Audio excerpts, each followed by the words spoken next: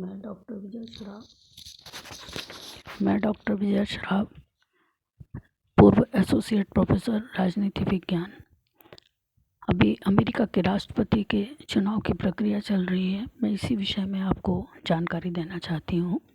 America का जो संविधान बना तो एक लिखित संविधान था, और लिखित संविधान होने के साथ साथ जो 13 राज्यों ने फिलाडेल्फिया सम्मेलन करके और उस संविधान का निर्माण किया था, वो राज्य आपस में चाहते थे कि किसी भी तरह से हमारी स्वतंत्रता को आघात ना लगे।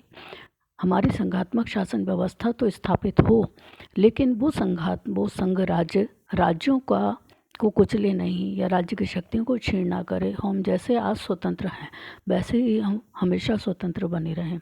इसी बात को ध्यान में रखते हुए अमेरिका में अध्यक्षात्मक शासन की नींव रखी गई। अध्यक्ष यानी कि राष्ट्रपति शासन, और राष्ट्रपति के पास शक्तियाँ होंगी, लेकिन इतनी अधिक शक्तियाँ भी नहीं होंगी कि वो किसी तरह से लोगों की स्वतंत्रताओं को आघात पहुंचा सके, वरन राष्ट्रपति को भी नियंत्रित रखा जाएगा।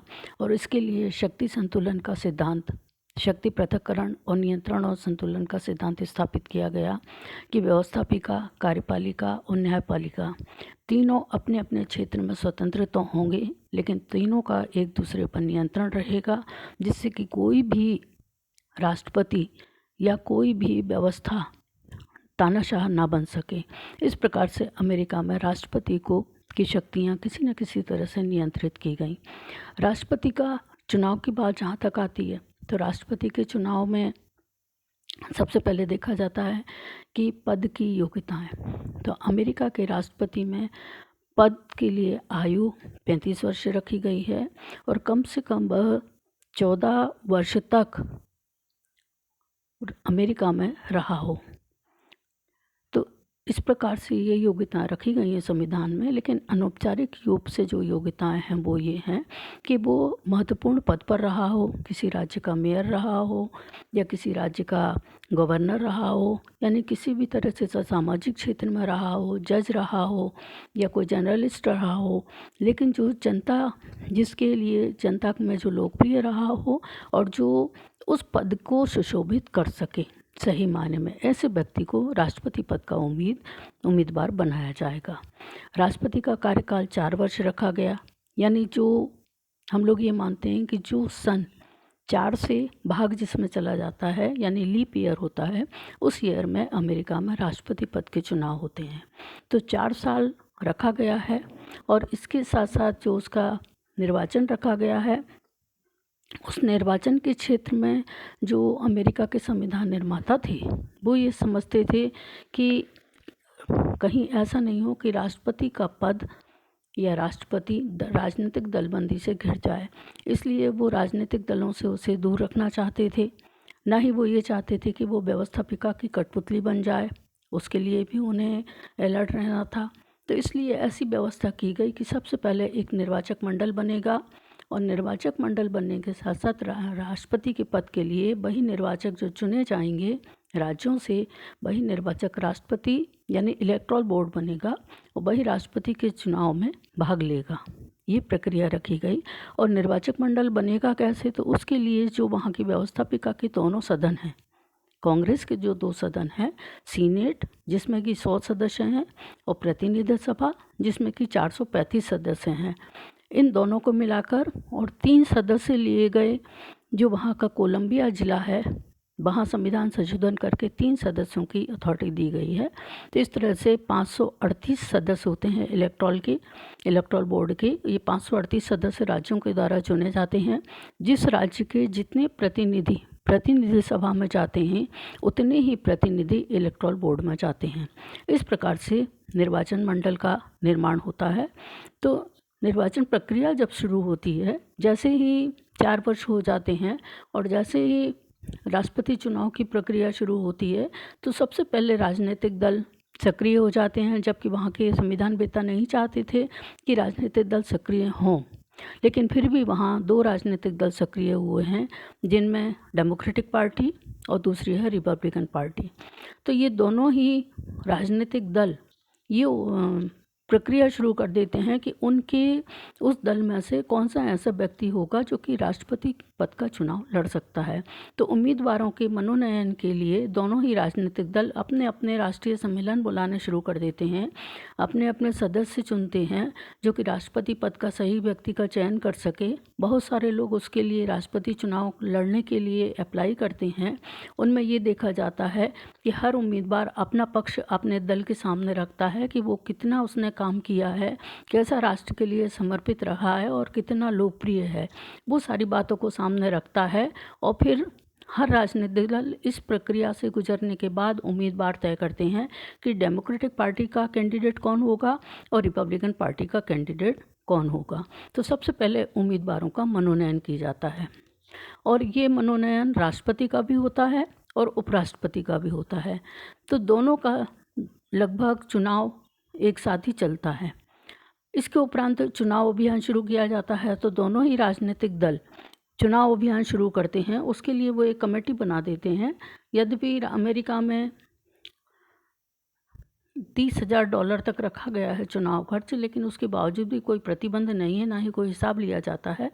इसलिए दोनों राजनीतिक दल खुले हाथ से चुनाव अभियान चलाते हैं। इसमें मीडिया आदि का भरपूर योगदान लिया जाता है। तमाम प्रकार के बोर्ड वगैरह बनाना या पैम्पलेट वगैरह छपवाना या लोगों को किस तरह से आकर्षित किया जा सकता है, ये सारा अभियान चलता है।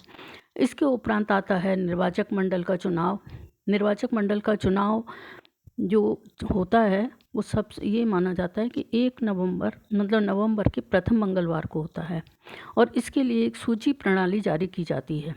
उस सूची प्रणाली के तहत प्रत्येक राजनीतिक दल अपने अपने कैंडिडेट की लिस्ट निकाल देता है और जो मतदाता वोट देता है उस राज्य का, वो व्यक्ति कैंडिडेट को वोट ना देकर उस राजनीतिक दल की लिस्ट को सिलेक्ट करता है और इस प्रकार से निर्वाचकगण तैयार हो जाते हैं।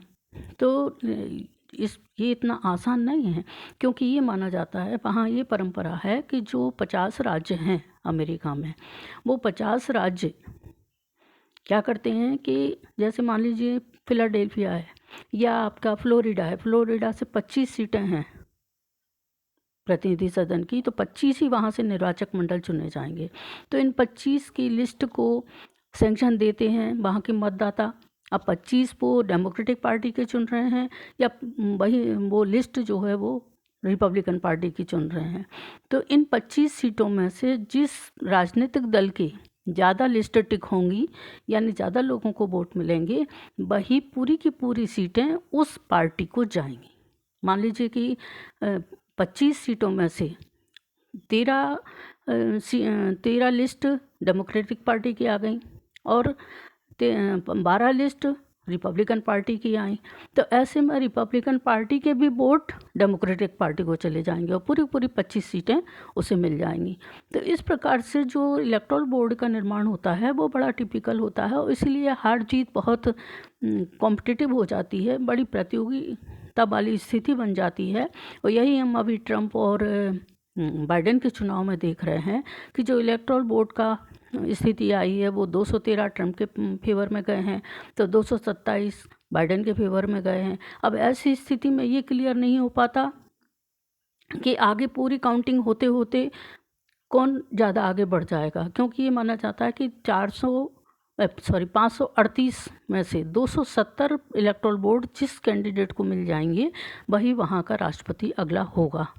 तो इस प्रकार से निर्वाचक मंडल का चुनाव होता है और उसका जब चुनाव हो जाता है तो सारी जो वोट हैं, वोट पेटियाँ मत पेटियाँ हैं, वो सारी सीनेट के अध्यक्ष के पास भेज दी जाती हैं और सीनेट का अध्यक्ष दोनों सदनों के सदस्यों के सहयोग से उसकी काउंटिंग करता है। और ये काउंटिंग जो कि अभी भी चल रही है राष्ट्रपति के चुनाव की अमेरिका में, अभी तथाकथित चुनाव चल ही रहे हैं वहाँ पर, तो इस प्रकार से वो काउंटिंग सीनेट का अध्यक्ष करवाता है। और जब वो स्थिति क्लियर हो जाती है, काउंटिंग हो जाती है, तो सीनेट का अध्यक्ष ही डिक्लेयर करता है कि कौन सा राष्ट्रपति निर्वाचित हुआ है, किसको अधिक मत मिले हैं। इसके उपरांत आता है कि मान लीजिए कि सपोज दोनों को इक्वल मत मिल रहे हैं। यदि इक्वल मत मिल रहे हैं तो ऐसी स्थिति में क्या होगा, चुनाव टाई हो जाएगा। और तो इसके बाद जो अधिकार जाता है वो प्रतिनिधि सभा को जाता है। प्रतिनिधि सभा प्रथम 3 राष्ट्रपति के कैंडिडेट्स को, जो भी कैंडिडेट्स आगे रहे हैं, उन 3 कैंडिडेट्स में से किसी एक का चयन करती है और ये चयन मतदान के द्वारा होता है। और इसकी एक और टिपिकल स्थिति है कि प्रतिनिधि सदन के जो सदस्य हैं वो केवल अकेले सिंगल मत नहीं होता, सिंगल चुनाव नहीं होता, वरन उस राज्य का एक मत माना जाता है, एक राज्य का एक मत। तो मान लीजिए कि इसके 25 सदस्य हैं फ्लोरिडा के, या 40 सदस्य हैं वाशिंगटन के, तो 40 ही सदस्यों को, चाहे वो डेमोक्रेटिक के सदस्य हों चाहे वो रिपब्लिकन के सदस्य हैं, पूरे 40 सदस्यों का एक वोट माना जाएगा। यदि वो एक मत हो जाते हैं तो उस मत को गिना जाएगा, और यदि वो एक नहीं होते हैं तो उस मत को रद्द कर दिया जाएगा।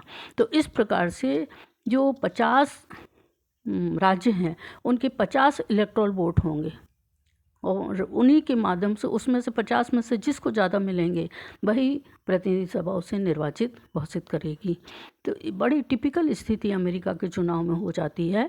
क्यों? इसी प्रकार की स्थिति डाक मतपत्रों के कारण होती है।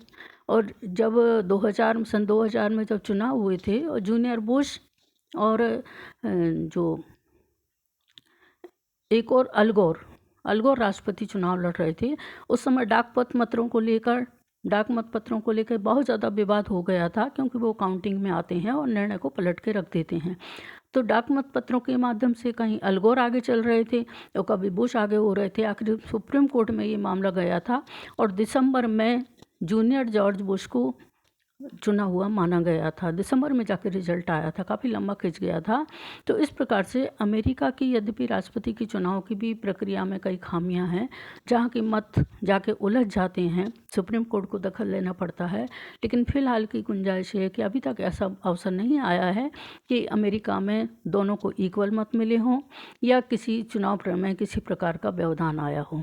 तो अभी की स्थिति में भी हम लोग देखते हैं कि कैसे राष्ट्रपति ट्रंप और जो आपके डेमोक्रेटिक पार्टी के हैं बाइडेन, दोनों में टसल चल रही है, और किस प्रकार से वो चुनाव, कौन राष्ट्रपति अगला बनता है और कौन चुनाव जीत पाता है, ये हम अभी देख रहे हैं। तो इस प्रकार से अमेरिका के राष्ट्रपति की चुनाव प्रक्रिया थोड़ी सी जटिल होने के साथ साथ अप्रत्यक्ष रूप से राष्ट्रपति को चुना जाता है, ताकि राष्ट्रपति अमेरिका का मुख्य वक्ता भी होता है, अमेरिका का जो केंद्र अध्यक्ष भी होता है, राष्ट्रपति भी होता है, और इसीलिए वो अमेरिका में राष्ट्रपति के नाम से ही सारी शासन व्यवस्था चलती है। तो इसी कारण राष्ट्रपति, चूँकि अमेरिका एक विश्व की महाशक्ति रहा है, इसीलिए सारी दुनिया की नज़र राष्ट्रपति के चुनाव पर रहती है। और अभी भी हम देख रहे हैं कि सबका, पूरी दुनिया का ध्यान लगा हुआ है कि अगला राष्ट्रपति अमेरिका में कौन बनता है। और एक और बात आपको बता दें कि जो भी अगला राष्ट्रपति बनेगा, वहाँ की डेट फिक्स है और 20 जनवरी को नया राष्ट्रपति पद ग्रहण करेगा। एक व्यक्ति 2 बार तक तो राष्ट्रपति बन सकता है, लेकिन तीसरी बार राष्ट्रपति नहीं बन सकता। ये संविधान में संशोधन कर दिया गया है। तो ट्रंप दोबारा राष्ट्रपति बन सकते हैं, लेकिन आगे फिर चुनाव नहीं लड़ पाएंगे।